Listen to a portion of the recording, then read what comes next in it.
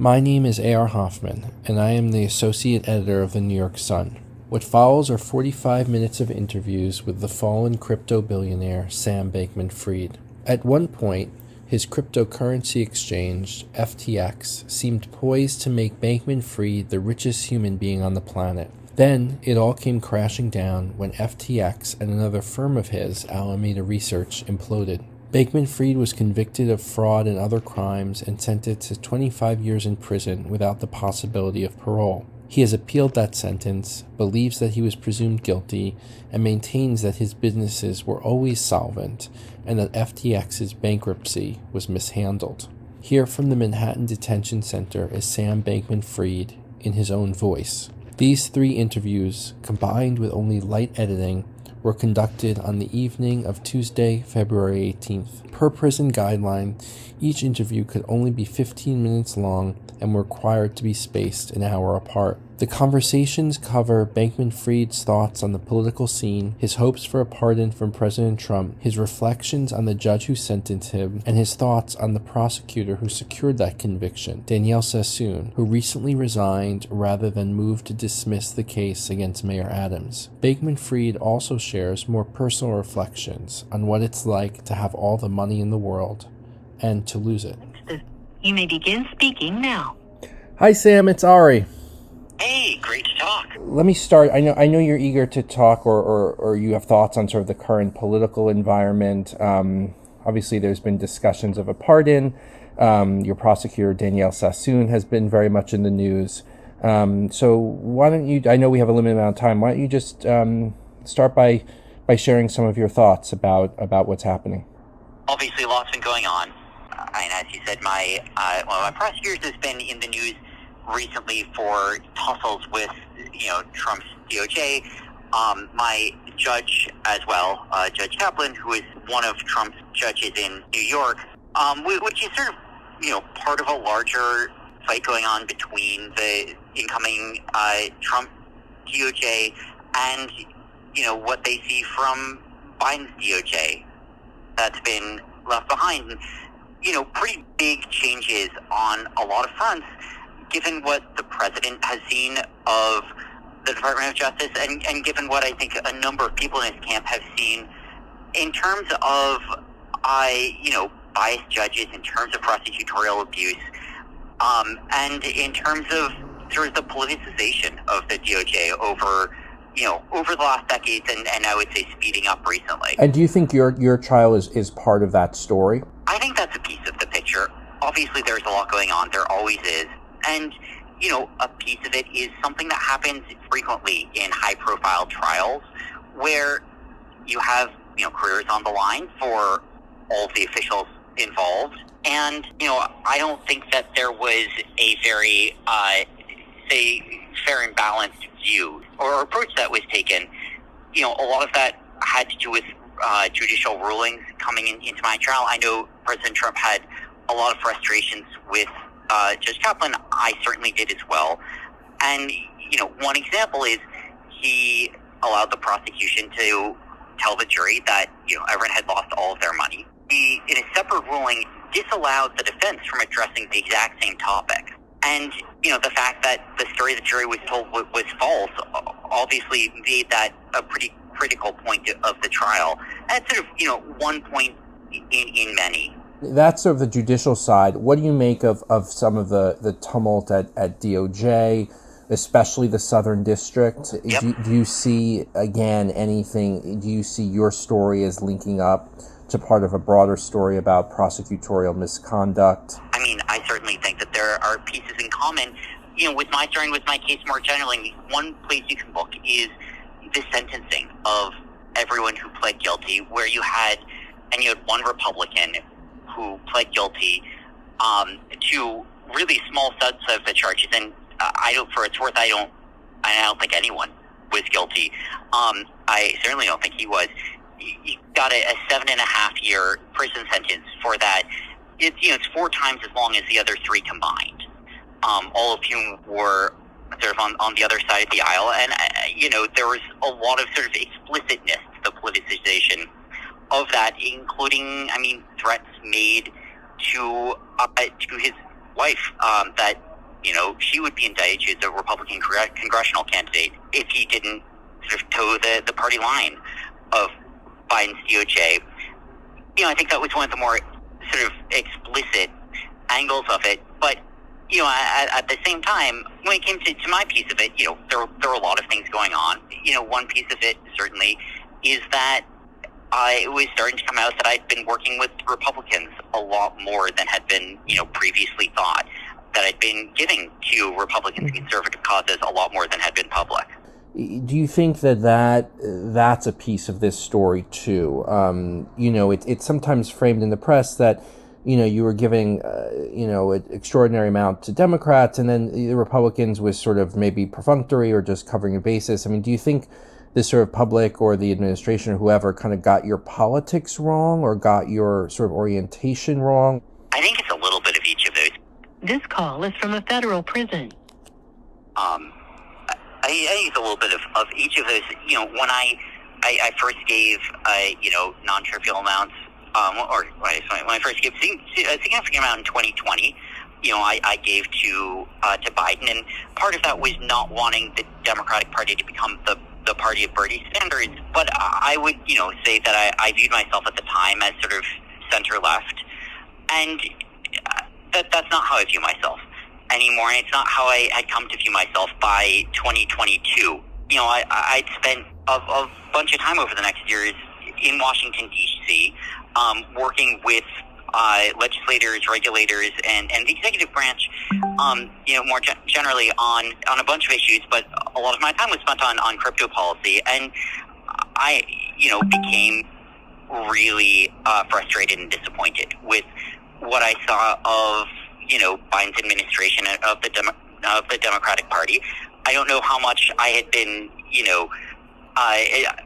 before versus how much the party had shifted, but on the issues that I knew best, on the ones that I'd spent the most time with, particularly on crypto policy, the Biden administration was just incredibly destructive and difficult to work with. And frankly, the Republican Party was far more reasonable. And I spent a lot of my time in D.C. trying as best I could to hope that even though it was at that point sort of a Democratic trifecta, that I could work across the aisle to stop draconian measures from being taken by the administration against the industry.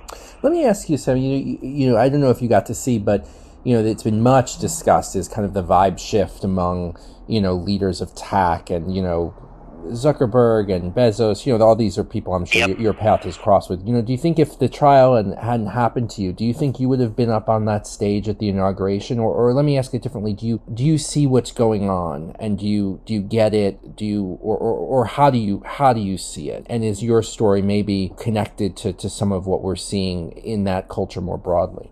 I obviously can't speak for them, but I would imagine that they saw some of the same things that I saw over the last 4 years. And, I think you saw Zuckerberg express some of that in terms of what I'm guessing he had hoped would be sort of like a reasonable and constructive misinformation stance of the administration that ended up being sort of misinformation, disguised as anti-misinformation, that ended up being something a lot more just like political censorship. And I think that they've had some similar frustrations trying to work with, with the Biden administration as what I and, many in the crypto industry had found on anything related to business, and ultimately free speech as well. What do you think of politicians issuing meme coins? Have you heard about the Trump coin that came out, just before his inauguration? Right. This call is from a federal prison. I've heard of it. I don't know that as much as I would like to about it because my information take is of course somewhat limited in prison. Unsurprisingly.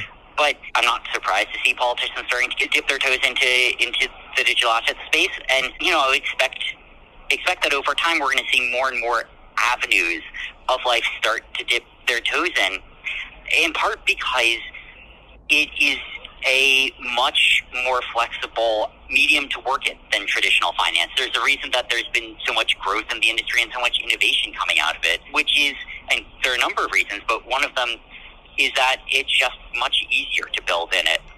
The infrastructure it's newer, it's more open. You don't have to worry about not building in entire regions without crossing patents or regulatorily mandated monopolies or other sort of hallmarks of traditional finance. Let me ask you, I've spoken to a bunch of people and in the crypto space and in the bankruptcy space, and many of them have expressed severe concerns about how your case was handled, about how the bankruptcy was handled. I mean, many of this is in court filings. But just kind of from your perspective, I mean, there's the political angle here, there's the legal angle here. I mean, what gives you hope? What frustrates you? Obviously something like, we could just say, I mean, the pardon is at the intersection of the political and the legal. I'm just sort of curious about where, as from prison, as you survey the landscape, where are the avenues that seem to you promising? I mean, I think by far the most frustrating angle, which has recently in some cases become a hopeful one as well, is coming out of the bankruptcy estate. And from the very beginning, it's been absolutely infuriating to see how they've handled the estate. Thinking of the perspective of customers, of the millions of customers of FTX, there were enough assets to get all customers paid in kind, in full, in November 2022. That's how they should have been resolved. That's how it would have been resolved. If Sullivan Cromwell, the debtors, hadn't gotten involved. Instead, customers have had to, wait, 2.5 years at this point, while, you start out with a year of pronouncements from the debtor's estate saying that it's hopelessly insolvent, that it's completely bankrupt, a dumpster fire, releasing estimates of $1 billion of total assets and $10 billion of liabilities. And now that $1 billion, I guess, has become $15 billion. Is it frustrating to you that, you had invested so much in the political sphere and does that feel like not money not well spent, but is there a frustration there that somehow some of these public figures didn't step up? Part of it was just on both sides of the aisle trying to identify people I thought would be good legislators, and a bunch of the Republican and conservative contributions were private, but have since started to come out. And to the extent that that's the goal, then the metric isn't how they treat me. The metric is what they do for the world. And I'm optimistic that obviously not all of them, but that some of them will end up doing good things for the world and being great, responsible, representatives. What would you tell, whether it's President Trump, whether it's an appeals court, a regular guy on the street, sort of what has been gotten wrong about your case, about your story, about your work? As a kind of matter of kind of first principle. Obviously there are a lot of small things and a few very big ones. And so putting aside the small things, misleading statements about apartment complexes and things like that, I think the single biggest thing is that FTX was never insolvent. It was never bankrupt. Neither was Alameda. They always had enough to make good on all of their liabilities. What happened was a liquidity crisis, a run on the bank instead. What that means basically is if you buy a $20,000 car and you buy it on credit from a bank, you're paying it off, you've got $10,000 left to go, and then all of a sudden the bank calls you up and says, hey, you've got 1 week and you got to make good on the entire rest of your payments. The remaining $10,000, where normally would have been years, you're not bankrupt all of a sudden. You're not underwater, but you also don't have the $10,000 in your bank account. What you can do there is sell off the car. You spend that week, you sell off the car, raise the $20,000, and use part of that to pay off the loan from the bank. That's what a liquidity crisis is. When you've got more in assets than in debt, but all of a sudden there's a big demand on cash delivery immediately. Banks face the same thing. They take, I mean, the scale is obviously much bigger, millions of customers with trillions of dollars. And sometimes all of a sudden, a bunch of customers withdraw over the same period and billions of dollars are demanded. And then it doesn't have all of, doesn't have all of its value sitting there in cash. It has treasuries, it has mortgages. And so it does the same thing you do, just on a bigger scale, where it sells off its assets to raise cash to, fill the withdrawals. That's what a run on the bank is. They happen. They're, certainly tense days for the bank, but they don't result in people losing money. It's just a question of, how much equity basically does the bank need to give up to incentivize the process to go quickly enough. That's the same thing that happened to FTX.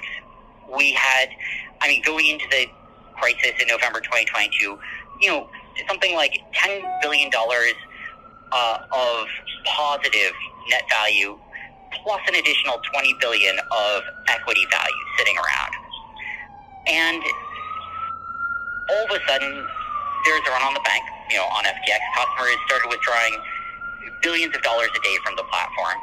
And so we started doing the same thing that a bank would do, and the same thing you do with your car, which is, selling off, Alameda started selling off all of its investments, its assets to generate cash. And, that's a process which was going to take a few days to a few weeks, but we had offers in already. They'd started delivering to speed it up.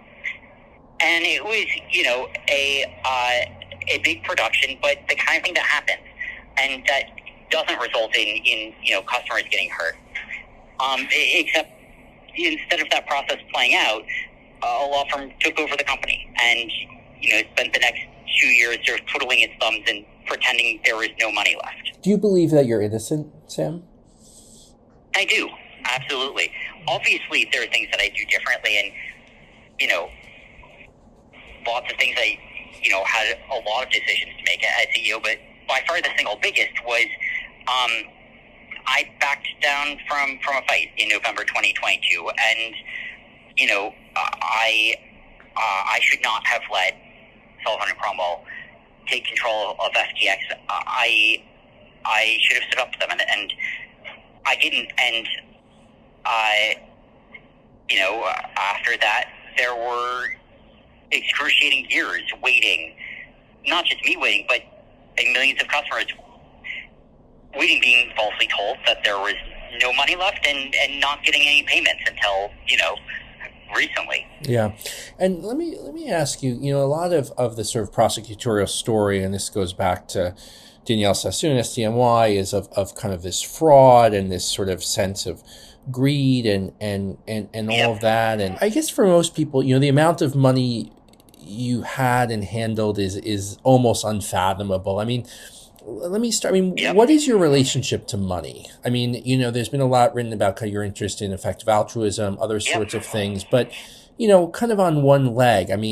What is it like having that much money and what does it feel like? And what was that experience like? And maybe as a way of getting kind of, federal prison. What was your intent here? It was a phenomenal amount of money that sort of came all of a sudden, over a few-year period, more than I certainly ever thought I'd see in my life. And, the way I thought about it basically was I sort of split into two different categories. One was in terms of my own, what I'd say is like sort of personal consumption, my own livelihood. And, from that perspective, my life didn't change that much. I lived on on my salaries. It was a significant salary. It's $200,000 a year, but not billions. Yeah. I didn't change my lifestyle that much, and I didn't honestly feel all that tempted to. I never really understood the point of yachts exactly. Mm-hmm. It was never something that really appealed to me or felt like a good use of resources. Instead, what I thought about for the sort of much larger scale of money that was coming in was, impact on the world. And, I look at it through an effective altruist lens, basically, which was, well, I've got money to donate. What's the place I think I can do the most good with it? And, some of that went to health causes across the world. People, dying of diseases no one should be dying of anymore, like malaria, schistosomiasis. Mm-hmm. Some of it to animal welfare causes, and some of it to pandemic prevention causes, and a variety of others, and obviously some of it in politics as well. And that's where I thought on a much larger scale, because frankly, there are billions of people in the world, and there are millions of people who die of neglected tropical diseases every year, and that's an area where you can actually, it makes sense to think in sort of ludicrously large terms, in terms of sums of money, where billions of dollars can actually be put to effective use in a way that never would have made sense on my life personally. How have you experienced the kind of twists and turns of the last couple of years? Yeah, from the personal living perspective, there are a lot of things I don't like about my personal situation right now. Money isn't the important one, and that's not what I miss. Freedom is, but the place where it is frustrating is just that, it was, it's a way that I was hopeful I'd be able to have positive impact on the world, and, something I can't do anymore. And there were a lot of really great causes and charities that hoped that they were going to be getting significant amounts over the next decade for me, and now aren't. Not only are they not getting that, but they've been tarred by association, with me, and that's really sad to watch, and I feel really bad about it. Yeah. And you were kind of at the frontier of sort of this Wild West moment in crypto, and whether it was kind of throwing elbows or rubbing shoulders with, some questionable characters, or kind of, characters on this frontier of this new industry that was still still finding its footing. Is it frustrating to you that, some of these other people are out and about, and without your kind of sense of, altruism, or I don't know. I guess a religious person would say kind of, why me? Is there any of that, or is there any of that sense of, I don't know, where's the justice here, or anger at that? I obviously feel really frustrated with what happened with me, but I try not to think about it in terms that are negative towards others. I think it just isn't sort of the constructive or sort of fair and just to them way of thinking about it. At the end of the day, my misfortune, it's not their fault, and they don't, deserve to suffer, just because things haven't gone well with me. And so, the way I try to look at it is, look, a lot of them have done really impressive things with their lives, and obviously we had our agreements, we had our disagreements, but my misfortune doesn't mean that their success isn't earned. If you find yourself, free again by any means, do you have a sense of what you might like to do, Sam? Do you have do you want to be back in the crypto fray? Has there been any kind of, Saul on the road to Damascus moment? Or is that seem too far off to kind of imagine? It's far off, and I would think hard about what I wanted to do with my future if and when it came to that point.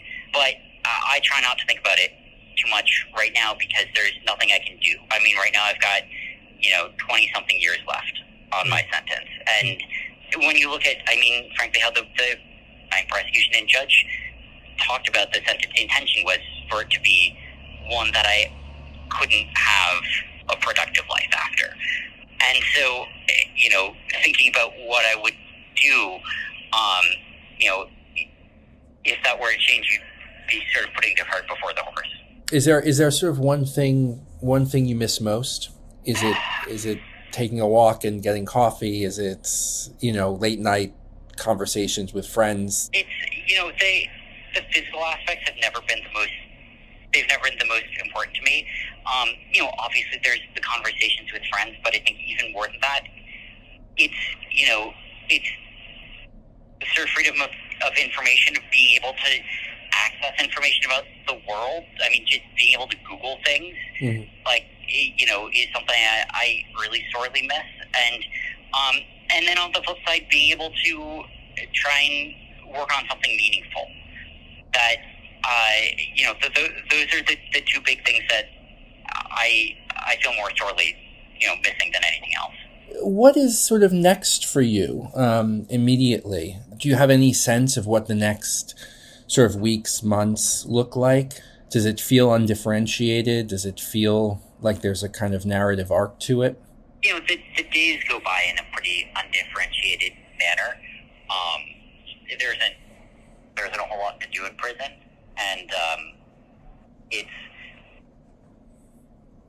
I'm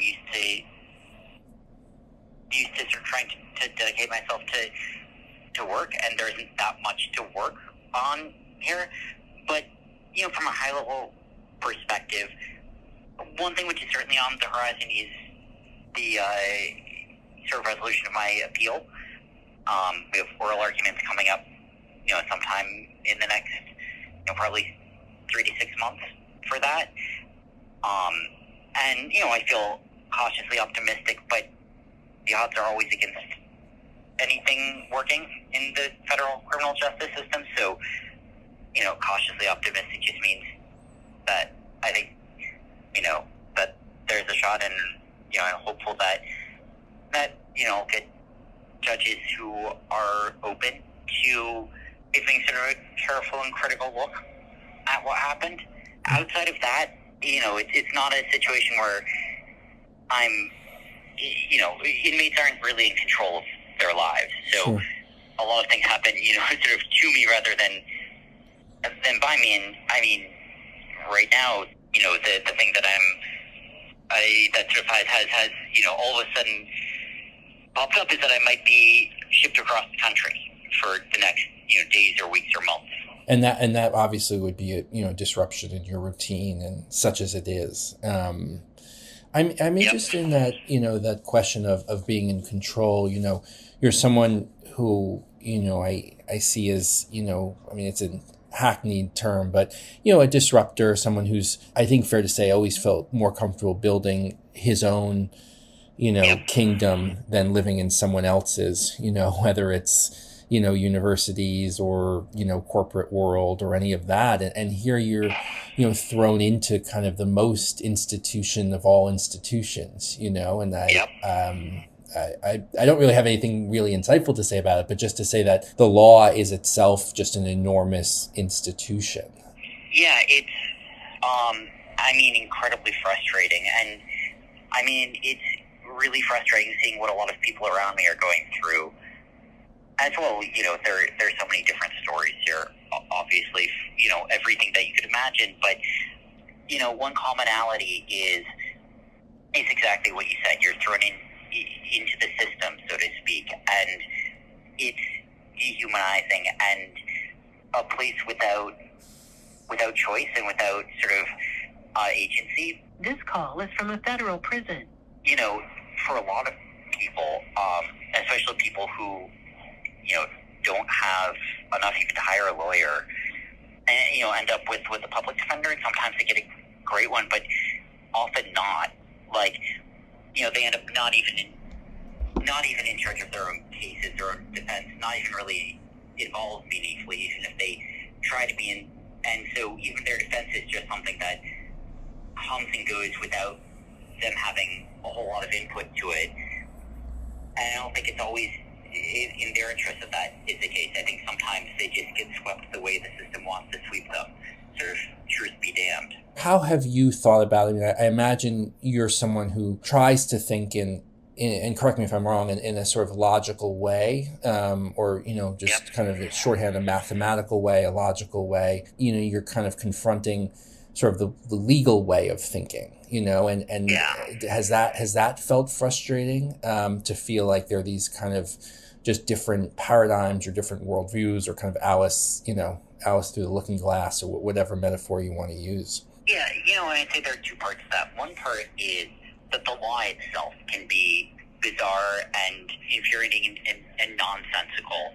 Everything from, like, this obviously has nothing to do with my case, but, I've seen sort of a lot of people's, what a lot of people are going through, and, like, can you kidnap someone for 6 seconds? There's sort of, like, a question. It turns out that in half the country, the answer is yes, that's how the law works. And it's a 25 25-year prison sentence.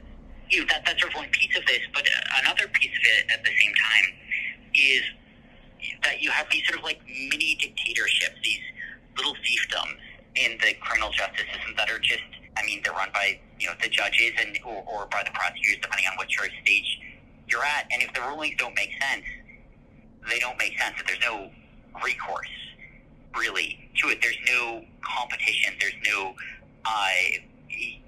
it's a monopolistic system, so to speak. And if the party in power just has no interest in sort of like, justice on an issue, that's just how it is. You can appeal if that takes 3 years. It's 3 years before you even get a second opinion. Let me ask you, you I think you were sort of starting to, or in the work of imagining how sort of enormous resources could be leveraged for, social impact and effect. Do you think you've worked out a kind of model for how wealth can be effectively used to make the world a better place? I have some thoughts on it. I certainly don't have the Holy Grail. I don't think anyone does. But I think there's a lot more that I have to learn than what I know on it. But there are certainly some things that at least started to seem clear to me. And some of them are just common sense. Some of them are like just paying attention to the details, to the numbers, to the ultimate impact of different causes. I think another piece of it is just that scaling things is really hard. You can often find really effective, sort of interventions at one scale of resources, but you multiply those by 10, and they just end up wasting the other 90% of the money because, either the opportunity is only so big or, the constraint isn't money sometimes. Sometimes the constraint is having a really effective team. And that was just an incredibly consistent pattern we found that, the best movements, causes, charities, institutions are ones that have a really well-oiled team with a clear goal that works well together and has, strong but thoughtful leadership. And that's pretty rare. And anytime you don't have that, the efficiency on any possible sort of metric just goes out the window. And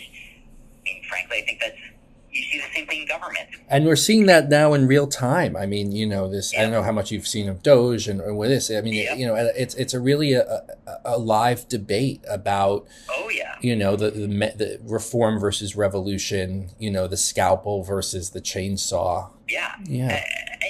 I've grown, I think, over time more sympathetic to the chainsaw approach in some cases that, some things actually do need more than a 10% cut. They need a 30, 50, 70%. But of course, they have to be rebuilt in the right way. You can't just replace them with a vacuum. We've dealt with the permitting, dealing with the SEC was completely impossible for the crypto industry. And it wasn't like it needed to be a little bit more efficient. It was that its entire purpose was to stymie innovation, seemingly. Yeah. And somehow it had an absolute massive employee base to get nothing done. Sam, you're obviously, your story is exceptional. But as you said, on both appeal and, let's say a pardon, an exception would have to be made for you in some way, even if just with the odds. And I'm just curious, what do you think you're an exception? Is your case kind of sui generis, or is there something here that, could stand for something larger? I think what I'd say is all the patterns that I see in my case, it's not the only one that has them. There are a lot of other cases that have the same problems. I do think it's a case of when media gets involved, when you have a lot of interest in a case, and when politics get involved, both in terms of partisan political sense, but also in the workplace politics sense, and the career advancement for law enforcement sense, it blows everything out of proportion. And a lot of patterns that exist in a lot of places just sort of reverberate on themselves and grow and sort of metastasize in an unconstrained way. And so, it was, I think, in some ways a particularly out of whack example of some of these, but, mine's not the only. This call is from Sam Bankman-Fried. Hey, Sam. Sorry I missed 3 p.m. I got caught up with an inmate's legal work. No worries.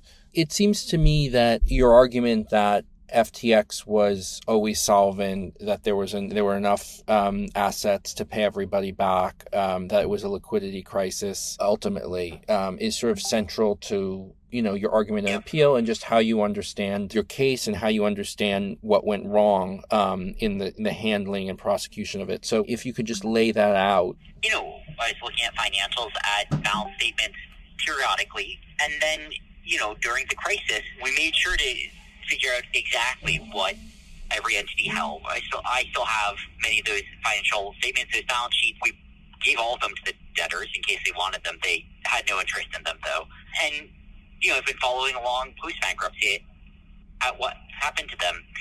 And every single one of them, from before, during, and after the bankruptcy, showed solvency, showed more assets than liabilities. That was always true.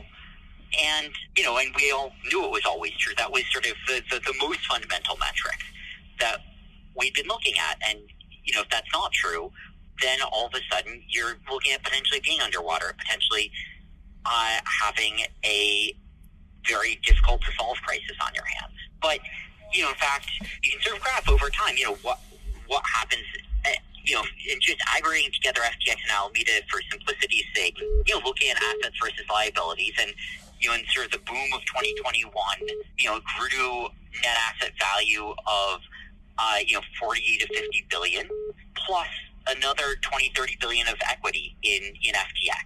There's, the crash over the first half of 2022, but even after that, you're looking at something like 20 billion of assets against 10 billion of liabilities. So about 2x leverage, which meant that if there did come a run on the bank, if all of a sudden all of FTX's customers were to withdraw everything that they could from the exchange, we'd have to sell off those 20 billion of assets in order to get cash to pay out effectively. And I should say that 20 billion of assets and then another 20 or so billion of equity in FTX on top of that. It remained true through the crisis, and it remains true today. And so, one way that I look at it as well, what we could have done and would have done and we're working on was back in November 2022, paying back all customers in kind with exactly what they requested in full, even if it got to 100% run on the bank. And we were selling off the investments to do that. And we had liquidity offers, billions of worth, that would let us expedite that process and get it done in a matter of days and weeks. They started delivering already. Looking at today, a lot of customers are frustrated that, it's been 2.5 years, so they didn't get anything back for the first 2 years, and what they're getting back now is sort of the old dollar value of their assets rather than, the crypto themselves. I understand their frustration with that. It was frankly a bit of a weird decision of the estate, of the debtors. When they chose early on, they weren't going to give people back the assets they asked for. They were going to give back just dollars. But it was a decision of theirs. It wasn't a decision they had to have made. And, if they hadn't made it, if they'd done literally nothing, the debtors just sat there twiddling their thumbs for the last 2 years, then today the estate would have, around, depending on, whether you want to include, equity value and what they would have done with the company, $40 to $60 billion of excess value. It would have been... This call is from a federal prison. Solvent 3 or 4 times over, and that is with delivering all assets in kind to customers. So not giving them back the $17,000 per Bitcoin from, the petition day prices, giving them back their Bitcoin. And so there'd be no problem either having, made good on everything in November 2022 or today giving people back their in-kind assets. In fact, with plenty of interest, with all the price appreciation since then, if only there hadn't been a dissipation of assets between now and then. So what went wrong? I mean, was it that people just didn't know how to read the books? Was it? Do you think it was malice? Was it? I mean, what was sort of lost in translation? So what could have happened was just spending the next days and weeks in November 2022 liquidating assets. Same thing you always do in a run on the bank. You liquidate investments, assets. in order to meet the withdrawal demands. And that would have worked. It would have worked shortly. That's what we had been doing. That was one pathway forward. The other pathway forward was what Sullivan and Cromwell proposed, which was they get the company and file some parts of it in bankruptcy protection in Chapter 11, and got sort of hazy from there out about what exactly their plan would be. But we've now seen it. It wasn't clear to me at the time, but we now know what it was, and obviously I can't know for sure what was going through other people's minds, but just inferring it from their actions, you asked, did they just misread the balance sheets? Well, at the beginning they just didn't read them straight up. They refused to seriously consider any documents that the company had created on sort of general grounds of not trusting them. Mm-hmm. But they also, while not trusting any of the documentation, immediately came out with confident statements about, the company being hopeless and insolvent, being a dumpster fire, which they can't possibly have had real confident basis for not using the existing material. And it's also not what the existing material showed. My best guess, just looking at their history of statements where they start out saying, $1 billion of assets in late 2022, early 2023. A few months later, they say, we found $5 billion of assets. Then a bit later, $7 billion of assets, and $13 billion by early 2024, and $15 billion in 2025. It just is ever-growing number as they sort of ignore fewer and fewer of the assets that were always there. Mm-hmm. Is their balance sheets with the larger number as of petition time. You try to draw the line for me between the allegation about sort of using customer funds and the way FTX and Alameda were handled, and this argument about it ultimately being profitable. Right. How is this all kind of related? It's a really good question, and a question which, infuriatingly, we weren't allowed to communicate at trial, and which the estates had no interest in either. But, there are two ways you can think about this. The first is, was there borrowing to begin with? Were customers borrowing assets deposited originally by other customers? Or do you have a situation where someone's account balance says they have 3 Bitcoins and 2 Ethereum, and then you have in a wallet exactly 3 Bitcoins and 2 Ethereum matching that? And as to that question, well, that's what FTX US looked like, basically. You had lots of purely spot customers that just had balances of assets in their account, no margin, lending, borrowing, no negative numbers. And the sum of those was what you found in FTX US's wallets. FTX International, though, 80% of the assets there were margined assets, which means these weren't accounts that had, a tenth of a Bitcoin and $13 in it. They were accounts that had, say, $500 of Bitcoin and a negative $400 of Ethereum as the account balance that had leverage on and were themselves borrowing. And so when you have, a user that deposits $100 and This call is from a federal prison. and then, buys $500 worth of assets with that on leverage, borrowing the other $400, the exchange isn't going to have $500 of assets representing that account. It's going to have 100, and that was most of the activity, by assets and by volume on FTX International. So, the answer is, of course, there was borrowing. That was sort of the whole point of the platform, was that users could margin their accounts. They could cross-margin them. They could deposit whatever they wanted, send it to FTX as collateral, and then buy on margin or sell on margin whatever, tokens or futures they wanted. So your argument is not exactly a moral luck argument where, well, because everybody sort of, there was enough at the end, that means everything else was retroactively right. It's that this was the nature of the platform itself all along the way. That's right. It was the core nature of the platform the whole time.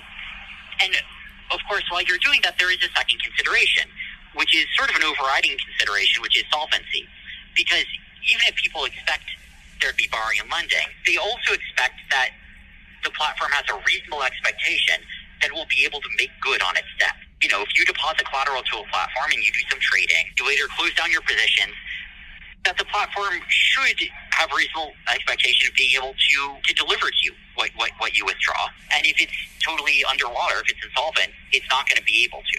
And so that ends up being, the biggest consideration. And if that fails, then sort of everything falls apart.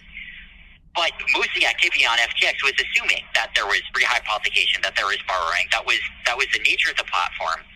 And, for what it's worth, like FTX did always have more assets on hand than the purely spot accounts, the other 20% of assets on the platform that were customers that didn't enable margin, that didn't have futures position. There are a lot of details, obviously. This is just sort of the broad strokes answer. Yeah. And you could do a deep dive into the terms of service and the different sections of it and how they apply to different types of assets on the platform. But that's the high level answer. Yeah. And do you think this question of the solvency, do you think that goes to intent? Or do you see that as linked to the question of intent and, the kind of mens rea requirement for fraud? I think it does, at least to some extent. And maybe to put this another way, there's a platform that has borrowing, it has lending on it. And at the end of the day, someone takes and spends so many assets from the platform that it's left completely insolvent. That it's left, owing 10 times as much as it has in assets and value. Not just mismatched assets, but like there's nothing to sell left. Then you're taking actions that are going to lose money. Right. For others. Whereas if that's not the case, that doesn't answer all the questions, but it does answer the question of whether fundamentally there was a theft or whether fundamentally there's like a contractual question of what the balance